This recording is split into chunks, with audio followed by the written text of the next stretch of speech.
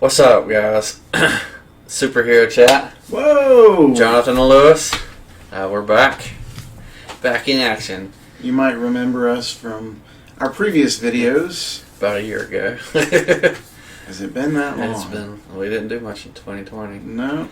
It was a bad year. But it's 2021 now, because changing that one number at the end makes everything different. I've heard a lot of people say things like that. So we'll see. But we're doing something new now. We're going to be going through Legion 89. I'll show it for the YouTube. So it starts out as Legion 89, but then it progresses to Legion 90 and Legion 91 and so on and so forth. Well, let you know that this was in 1989. Yeah. And then 1990 and then 1991 and so on. That was a long time ago. Yeah. That was a long time ago. If you want, these issues are super cheap. You can find almost all, if not all of them, in like $1 or 50-cent bins.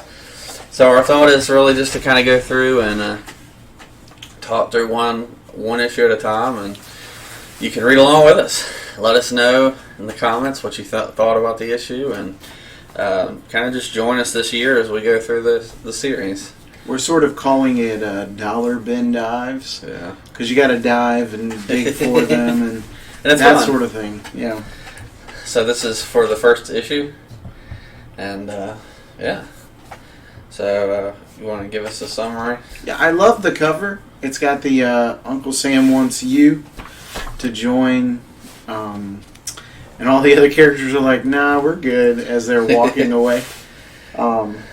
Real Docs, aka Brainiac 2, is the one who wants them for the Legion. We don't find out, right away what the Legion is or what it's going to become, but it is interesting, right?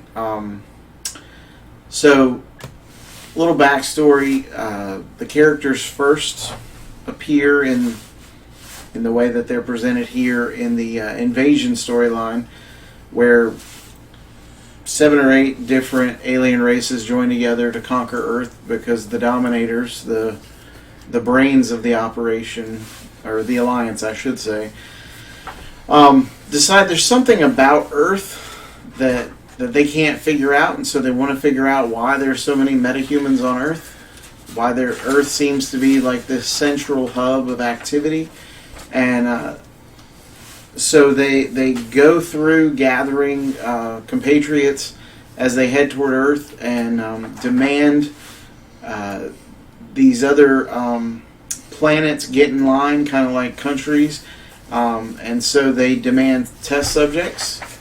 Kalu, the alien world Brainiac is from, turns over his son. Brainiac had worked for the computer tyrants of Kalu, which are the computer rulers of Kalu. They had basically enslaved the Kaluan people, and they were okay with it because they didn't really know any better. Despite, having a high level of intelligence, generally speaking. And so, as far as the Legion characters go, we followed them in the first couple of issues of Invasion, and then they sort of disappear as they escape from the prison planet or prison satellite or whatever it is the Citadelians have been keeping them in. And so the first issue opens where they're on the way to drop Real Docs off on Kalu. He demanded that he be the first one. No. Is it? Yes. Okay. He demanded that he be the first one dropped off. So you start to get a sense of his deceptive nature, because he ultimately wanted to be first so that everybody would have to sort of help him with his plans. That's right. Them breaking out of the prison that they were in. No. We see that in flashbacks. Yes, so you get flashbacks throughout the For some reason I was issues. thinking this one was the one where we see where they break out of the prison, but it's not. Oh, no. We see that in flashbacks. Yeah, and I don't want to spoil that. That's an excellent story to track down. The way he goes about it is very, very docs-ish. Yeah. So that's something I'll have to make you track down because I think you'd really appreciate it. But they, as they're coming in at the beginning, you get this cool little page, and where the L.E.G.I.N are scanning them right in their ship, and so you get to see like what each character is, and it's pretty cool. You see what their powers are, and what I like is that there's a couple of them that they can't detect, right, or peg down as far as. But they also know who Vril is, yeah. And they recognize him right away, and so just kind of assessing the threat that's coming to Cthulhu. Very much like a computer would do, right? So, and if you don't focus on the technical aspects, I feel like Keith Giffen and the Grant, the writers and stuff, they do a good job not distracting you with that. Like, obviously, by our standards, technology from 1989 is very antiquated. But at the time, they didn't focus on the technical aspects of it, and as such, they were able to infuse their stories with a timelessness. So I thought that was nice. Right. I think it's cool. It took me a few issues to get into some of the characters. They're very strange. It's not your typical superhero comic book, but it has some of those tropes that make superhero comics great, and then it has some more subversive, I guess you'd say, kind of things. Like Vril Dox is not Captain America. He is not Superman. He's not even Batman. He's his own thing, and he's very difficult to like. Yes. At first. Well, and even after a while, yeah, it took me a long time to like him because the whole time you enjoy the experience, but you're questioning yourself, like, right, why is he the main character? And we'll talk about this later, but something to know about him is that his father, Brainiac 1, was really nasty, really awful person. I think they talk about it in here. For the record, Brainiac 1 is just who we call Brainiac typically when we think of the character Brainiac. So you get a little bit of a flashback of his situation. A little bit of him, and he over the series you'll see him trying not to be like his dad, which I think is great. But you really have to read a lot of the issues to really get that. Right. Because a lot of times he's just this really cold, logical person who doesn't seem to care about anybody. What's great about the series is they're not trying to make you like the character. They're just presenting the character and letting him sort of have a life of his own. And so it's very unique in that regard. I'd say my favorite character in the first few issues is the Durla. He's this. Oh, the Durlin, yeah. He's a shapeshifter from Durla. Yeah, and he's got this. He's got a really interesting backstory that you don't find out about till forever. So we won't talk about that. We won't talk about it, but because it's a big surprise. He looks really cool. He's like just this purplish. He's wearing hood, a cloak, yeah. And all you see are these like green tentacles coming out of the bottom where the mouth would be. Yeah. And then he just transforms into all sorts of really cool stuff. And he seems to be the only one who has like a personal relationship with Vril. Yeah, and it's a weird relationship. It's weird.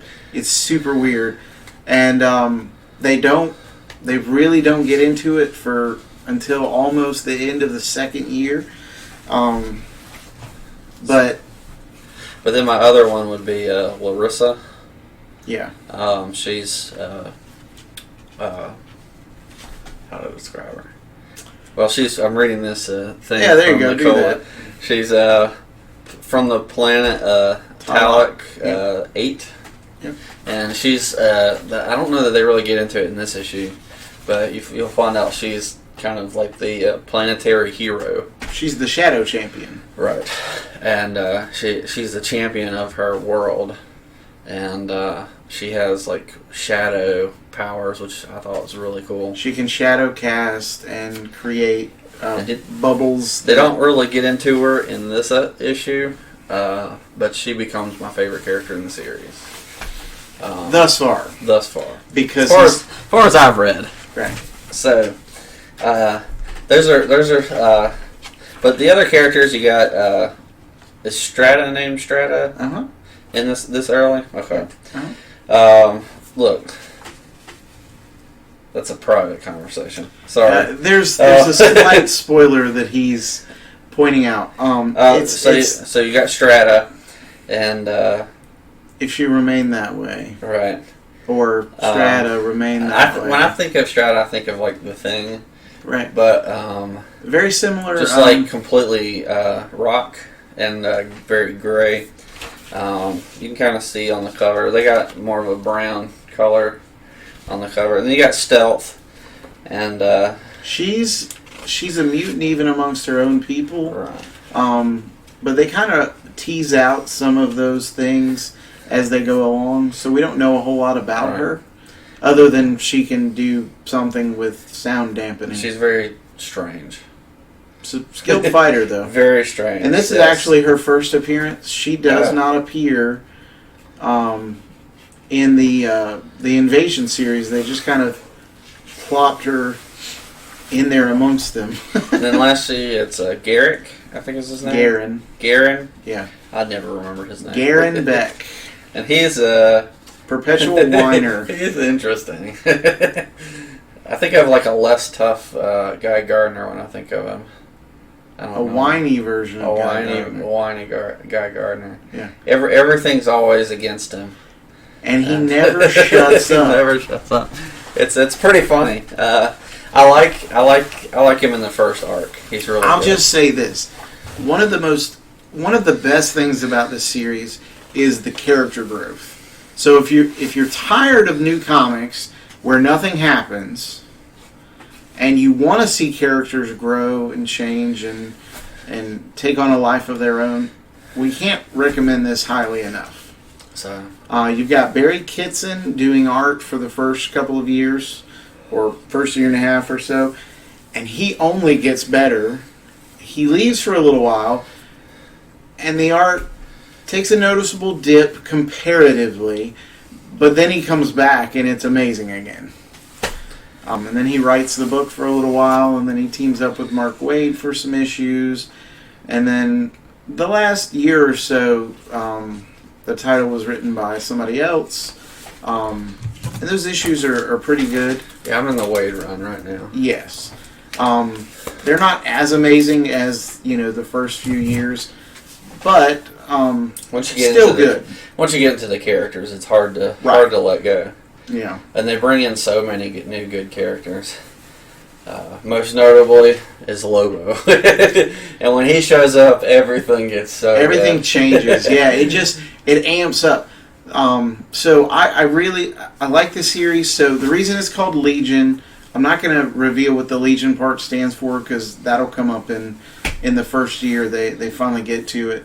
But with a green-skinned Brainiac character and a title like Legion, ultimately this series was created after Crisis, obviously a couple years after Crisis, but to help fill in some historical gaps for the Legion of Superheroes. Because this Brainiac is obviously an ancestor of Brainiac 5 in the Legion of Superheroes. The speculation was Strata was an ancestor to Block. We're not going to reveal anything about the Durlin. Larissa, the Shadow Champion of L.E.G.I.O.N, is the ancestor of Shadow Lass of the Legion of Superheroes. So there's all these sort of connections, but it's not. You don't have to know anything about Legion of Superheroes to appreciate this. But they're nice little Easter eggs. I don't know anything about the I think he's read maybe 2 issues. I probably watched more of a cartoon that had them in it than I've read issues. This is probably true. See, because some of them might have been in the Super Friends. I think they show up in an episode of Justice League. Yeah, that's right. Bouncing Boy. So that's about all I know from them. Right. But yeah, so the first issue, this will be a longer episode because we did the intro. Right. We'll probably keep the others a little shorter. But first issue, they're all going back home. But they stop off first at K.O.N. to drop off Brainiac. Docs. All right, we're back. And there you go. We had our famous technical difficulties, but it's the first week. So would it be a superhero chat without difficulties? You'll have kind of like a seamless cut, but we didn't. So we like to let you. We were going through the synopsis. Yeah, we were starting to explain what the issue was about. Right. So they crash land on K.O.N. Mm-hmm. Because the K.O.N shoot them out of the air. Right. That's how he was welcomed back to his home planet. Which I don't. Is it found out in this one that he knew that was going to happen? I can't remember, but I'm pretty sure that he knew that was the response he was going to get. That's what he was going to get. I think it is in that one. And then you have so they get put in prison. Is yes, that right? they're imprisoned. So they went from one to another. That's right, and they make mention of that. But he knows the way out. He does not know the way out. He does not know the way out. One of the members doesn't get captured. Oh, right. Well, I mean, like I said, but that was his plan, wasn't it? Not really. I don't remember. Anyways, so they get captured and then they got to break out. Right. So it's a second breakout. But the first thing that you see in this issue, unless you track down the Invasion series. So it's a prison break issue where one of the guys kind of knew that they were going to be imprisoned. Maybe he had strong suspicions. It's hard to tell with Docs. That's right. Yes, that's the key thing with him throughout the whole series. You don't really know unless he knows, unless he tells you, know. and what he knows and what he doesn't know. And sometimes it's very surprising what he doesn't know. Yeah. And then sometimes it's very surprising what he does know. And it's great. It's great. It's really good. I can't recommend it enough. For the video audience, show them that last page. Tell me this cliffhanger wouldn't make you want to come back. Kaboom! For you listening, it's just a giant explosion. It's very prettily rendered. And it says, next month, packing up the pieces. Picking up the pieces. I can't read. But yeah, so the team has escaped from the from the K.O.N computer tyrants. They think they're about to have a breathing moment to figure out what to do, and then boom. As an aside, they've got Justice League Europe advertising here. That's right. It was coming soon. Written by the same guys, or one of them, Griffin. Yeah. And so he does the Justice League and Justice League Europe, Justice League Europe, and Legion. In issue 9 of this series, something major happens, and it happens at the exact same time as Legion of Superheroes Volume 4, issue 1 comes out. Yeah. Of the 5 years. I didn't read that, but he yeah. Well, I figured I'd tell you about it as we got to issue 9. Great issue. We love it. And yeah, so next week we'll talk about issue 2. So go out and buy it. We're going to figure out the format as we go along. Right. Some issues we may spend more time on. But in the meantime, go check your local comic book store out. If you're in the Wake Forest area, where should they go for local comics at a reasonable rate? Well, if you're in Wake Forest, you should go to Play for Life Comics. Oh, I've heard of that store. See a local guy named Brandon. Yeah. Tell him we sent you, and ask him for Legion. He'll know what you're talking about, and he'll send you in the right direction. Yeah, you want Legion 89. That's right. Just Legion. But You Legion can call it the acronym. because he's gonna think Legion, like the Legion of Superheroes. like this guy Lewis looks for. Yes, he's always in there with the other. So, but that's our show today. We'll come back next week and we'll be talking about Legion 89 issue 2. So feel free to follow along with us. It's really cheap. Yes, but excellent. I imagine you could probably find this for 50 cents to $1 a week. It's really easy. We were just talking. I probably got the whole series for like $50, and it's. I recently repurchased the bulk of the series. And it's like 80 issues if you include the sequel series. Yeah. So. And then 100 if you get the series that came out after Infinite Crisis. Not including annuals, and it's really good, really good. Yeah. So we're keeping it cheap. Because we want to look out for you, That's but right. With modern comics on the decline, where can you look but to the classics? So this is excellent storytelling at an excellent price. So Can't beat it.